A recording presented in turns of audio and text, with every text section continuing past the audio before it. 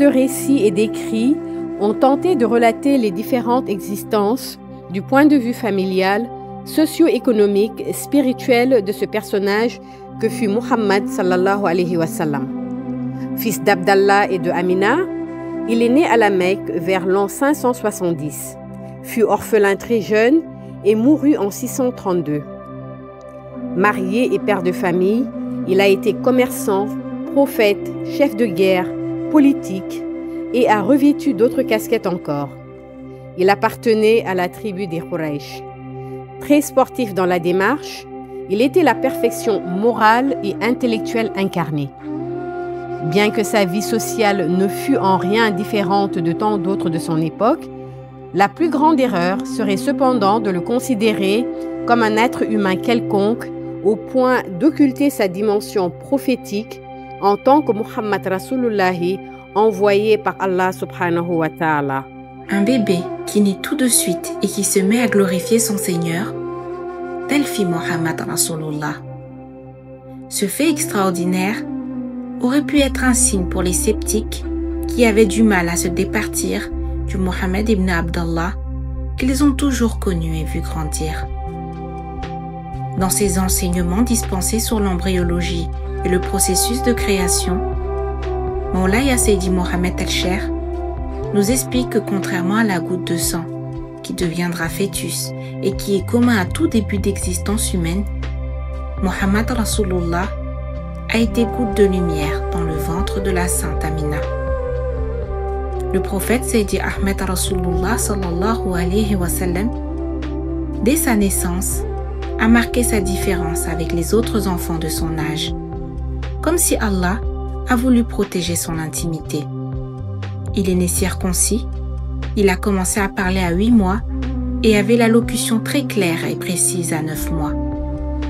À 10 mois, il avait une grande force doublée d'une vision et d'une dextérité parfaite. Il avait toujours au-dessus de sa tête lorsqu'il marchait un nuage de lumière, présage de son destin à venir. Muhammad Rasulullah, qui reçut la prophétie à 40 ans, est le seul missionnaire de base d'Allah subhanahu wa ta'ala. Tous les autres prophètes ont annoncé et préparé sa venue, comme il est mentionné dans le Coran à la sourate 61, As-Saf, le rang, verset 6.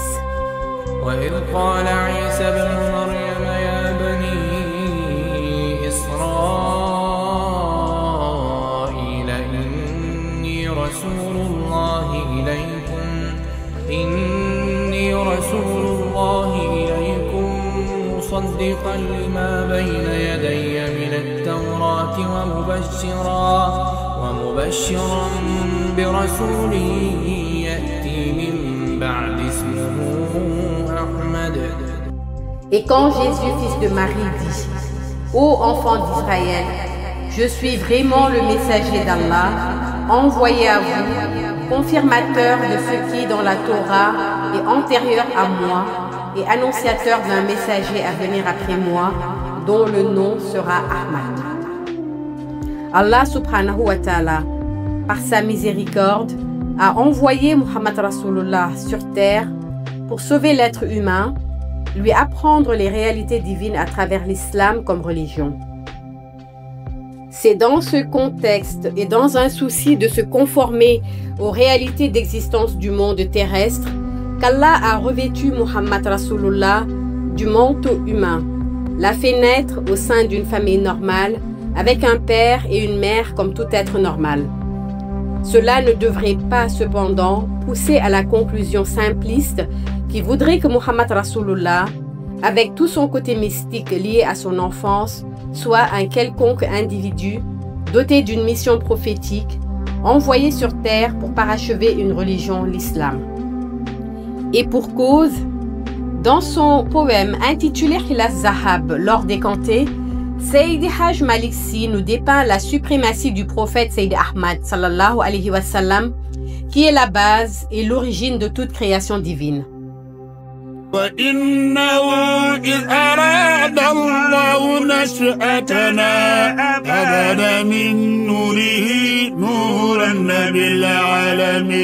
Ô merveille! Lorsque Dieu a eu le dessein de nous créer, Il a puisé dans sa lumière la lumière du glorieux prophète Muhammad ibn Abdallah, devenu Muhammad Rasulullah à 40 ans. Il est donc une lumière non seulement issue de la lumière divine, mais se trouve être à la base de toute autre création. Nous pouvons en déduire donc que Muhammad sallallahu alayhi wa sallam, en tant que lumière première, est une autre dimension du prophète. Quand Dieu subhanahu wa ta'ala, dans la réalité du néant albaste, a voulu créer l'être humain, il l'a puisé dans sa lumière pour créer celle du prophète. Et la lumière du prophète fut à son tour à la base de toute autre création. Donc Muhammad, en tant que lumière à albaste, réalité du néant, est la lumière première issue de l'essence divine. Ce Muhammadul Bast est la représentation pionnière de Seydi Ahmed, qui a existé avec la lumière divine avant toute autre création. Dieu subhanahu wa ta'ala, à Al-Bast, a créé d'autres mondes invisibles, tels que Raib, l'invisible, ou Haish, tirés de la lumière première qu'est Muhammadul Bast. Et dans chacun de ces mondes, il se fait représenter par Seydi Ahmed. C'est pourquoi, rien que dans le monde Raib, on dénombre 300 000 répliques du prophète. Ces nombreuses démultiplications du prophète font qu'il est présent dans chaque monde où la présence divine est nécessaire, y compris dans le monde terrestre, puisque Seydi Ahmed, en tant que lumière, Uluhiyatul Jamal, s'est vu confier la mission divine de représenter Allah subhanahu wa ta'ala partout où la réalité de sa présence est essentielle. Vu cet autre aspect du prophète, on comprend mieux alors pourquoi dans le Coran, à la sourate 33, les coalisés, au verset 40, Dieu affirme ما كان محمد أبا أحد من رجالكم ولكن رسول الله وخاتم النبيين وكان الله بكل شيء عليما. Mohammed n'est le père d'aucun d'entre vous, mais il est l'envoyé d'Allah, le sceau des prophètes. Cela peut paraître incompréhensible, car il est connu de tous que Seydi Ahmed sallallahu alayhi wa sallam s'est marié, a eu des enfants et même des petits-enfants. Or, on conçoit mieux cette réalité si l'on sait qu'effectivement, Mohammed qui a foulé le sol de la Mecque n'est qu'une représentation parmi tant d'autres et que sa nature humaine n'était qu'une couverture nécessaire à sa mission sur terre.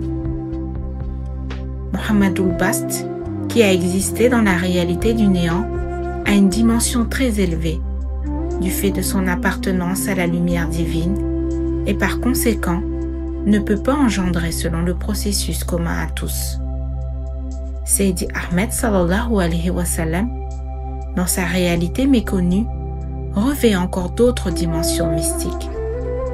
Muhammadul Haqiqa est une autre vérité du prophète, qu'il extrait de ses autres entités. Muhammadul Haqiqa est celui qui détient le secret de l'essence de la divinité en tant que lumière, le seul à pouvoir expliquer pourquoi Dieu est lumière. Il a sur son front un trait de lumière où sont gravés tous les noms des prophètes et des saints qui puissent exister. Muhammadul Haqiqa regroupe en lui toute cette famille spirituelle, englobant Maulaya Shah Ahmed Tidjani Sherif Radjallahu Ta'ala Anhu, les grands pôles secoureurs et d'autres saints encore, jusqu'à atteindre le nombre de 411. Le prophète Seydi Ahmed a une multitude de représentations qui sont présentes partout dans les mondes invisibles comme sur terre. Où se trouverait donc le Seydi Ahmed original et qui ne serait pas une démultiplication? Dans ses enseignements, Khutbul Artab al-Kabir nous révèle l'existence de cet autre Muhammad. C'est le Muhammad dans son origine. Il se trouve à Bastul Khatimi, le monde des origines où tout a commencé. Il est inaccessible à presque tout le monde et c'est le secret bien gardé d'Allah subhanahu wa ta'ala. La grandeur de cet homme, si on peut le qualifier d'être humain, a été reconnue même par ceux qui ne sont pas musulmans. Ces dimensions mystiques dans les mondes invisibles nous édifient sur ses exploits et réalisations dans le monde de Shahada au visible. On comprend mieux comment Muhammad ibn Abdallah, paraissant comme tout un chacun, devenu Muhammad Rasulullah à 40 ans, a réussi cette prouesse spirituelle qui fut de restaurer l'idée sainte de la divinité dans un monde de paganisme sans commune mesure. Il a constitué des peuples, levé des armées, édifié des empires pour ériger une communauté, celle de la Oumma islamique à travers le monde entier. Il fut commerçant, prophète, philosophe, guerrier, restaurateur de dogmes dans un chaos d'idolâtrie, fondateur d'une nation spirituelle avec comme constitution le Coran, dont chaque lettre est une loi. Tel fut Muhammad. Jamais l'humanité n'a connu aussi grand.